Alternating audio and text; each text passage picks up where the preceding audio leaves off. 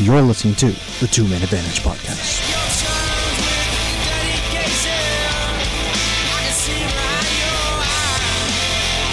Welcome, everyone, to the Two Man Advantage Podcast. I'm your host, Darrin Carlo, along with Mr. Kevin McShan. Kevin McShan just arrived back from the 2015 NFL Draft class. So, Mr. Kevin McShan, tell us, everyone, about your experience in Chicago at the draft. The experience at the draft was a lot of fun. It was the first time in 51 years that the league had moved it outside of New York. One of the benefits of that, of course, is that you allow other fans that wouldn't necessarily get an opportunity to go to a draft, to attend one. There were a lot of people there, had a lot of fun, and the Lions improved their offensive line while we were there. So it was all around a good trip. You talk about the Lions improving their offensive line. When it comes to offensive linemen, they actually trade down to pick up Laken Tomlinson with the 28th pick overall, trading their 25th. Do you think that they went more of a safe draft this year? Well, I think the Lions used the draft this year to fill needs. Martin Mayhew said at his post-draft press conference that the league kind of met up with the best player available, but I think the Lions kept in mind the idea that they couldn't convert a 3rd and 1 last year. They were going to make a commitment to improve their running game. You saw, as you mentioned, they got Manny Ramirez from Denver after trading down with the Broncos from 23 to 28. And also getting Ramirez, as we had mentioned, and getting Tomlinson. He does have a lot of position flexibility, but he does give you option an upgrade over Rob Sims at left guard. So I think looking at the top end of the Lions draft and also getting Ameer Abdullah is their latest attempt to replace Javid Best and sort of giving them their offense the scat back that they've been coveting since Best retired. So I think there was a clear commitment by the Lions to upgrade both their running game and their offensive line as well. Now, you said with them drafting Ameer Abdullah in the second round, they're trying to replace Javid Best. They're also trying to replace Reggie Bush, who is that slasher, dasher kind of running back that they had all for the past 2 years. But there's something to say about him. People are starting to fall in love with him, and his quickness and his speed are definitely would be a nice compliment to Joyce Bell, running downhill, thumping, running over other defensive players' style of play.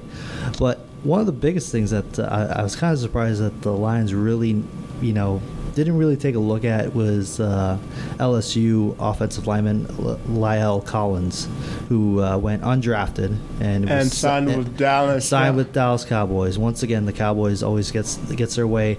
But why couldn't Martin Mayhew or the head coach Jim Caldwell pick up the phone and call him, like, listen, come here, you'll start right away, and actually you'll need someone like him. He is pro ready and he's a pro guy. So it's, once again, the Cowboys they get away with murder. Not to make any bad puns here, but not to play on the reason Collins went undrafted. But that was another thing. He was never in a holding cell. He was never arrested. He was never charged. He just talked to police about it.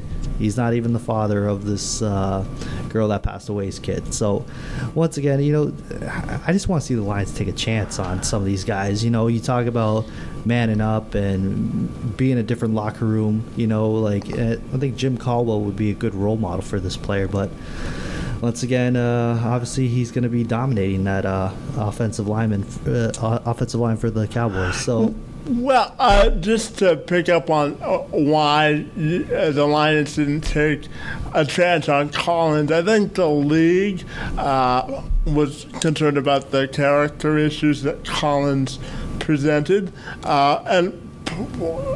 Yeah, but they all have character issues. Look at Shane Ray. We got busted for marijuana. Well, I would rather be busted for marijuana than questioned for murder investigation. Yeah, but he was questioned. He was never charged, and he wasn't. Nothing's going to ever come of it. Well, the reason the Lions didn't do it was because I guess in this draft class, if you weren't a choir boy, you weren't going to be drafted by the Lions. They talked a lot about character and representing the community and that sort of a thing. So I guess the Lions had somewhat of a player profile they were trying to covet, and they were going to stay away from any players that had character concerns. But to your point, I mean, are the Lions a better team after this draft? I'm not necessarily sure they were. I mean, Laken Tomlinson may be a starter for them, and that's great. But if you looked at some of the reports after the draft, most people had him as a second-round pick. So do you think the Lions missed the boat in this draft, and do you think they're a better team? I think where they were drafting, especially late in the first round, they had to pick a safe pick that may not, come into play for them this year or next year, with something down the road. Depends, of course, when it comes to injuries. That's always a big concern, and you got to have depth, especially at that offensive line position. But these are a whole bunch of new guys playing together for the first time. It's going to be interesting to see how well they mesh together and how well they can protect Matt Stafford and his $1 million arm. Rookie minicamp actually starts this afternoon. The Lions open up rookie minicamp this afternoon, so we'll get our first look at these guys later today. But certainly, also, the Lions have got to get more out of last year's draft class in particular. Before they trade them all or let them walk away for nothing. And we'll see if any of these players get a second contract. But if you look at Martin Mayhew's drafts, I mean, his entire 2010 they've been terrible. Draft class is gone. The 11 draft class is gone. They really didn't get anything out of Eric Ebron last year, and Van Noy was hurt for most of the year. So as we wrap this up, my question to you would be, do you think Martin Mayhew has to get a return on this investment in this draft class? And how important do you think more or a larger contribution from last year's draft class will be? And do you think this was his last draft as Lions GM if the Lions don't come out of the gate fast? Well, you asked a whole bunch of questions that are similar to the one question. It's basically make or break for Martin Mayhew. This is his last kick at the can when it comes to all this. He drafted his players. Yeah, I'll give you credit to injuries and all this, but he really messed up that Sue situation.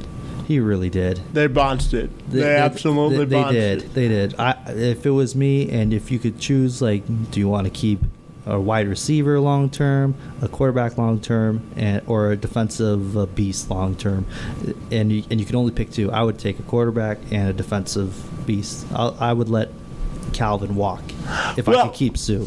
Well, you build your team up the middle, absolutely, and then the Lions sort of had a makeshift rebuilding of their defensive line this year. Not as nice, but he's on the back half of his career. Tyrone Walker was a role player for the Saints, and if you're asking me if I would have rather kept Sue, what I would have done if I was the Lions is lock them up last year or draft a defensive tackle on last year's draft instead of taking a tight end. But yeah, we'll see. There's you never know who's going to step up. Maybe one of the undrafted signees that they signed will really make an improvement on this team, either on special teams or wherever they land. But it should be interesting. It should be interesting to see.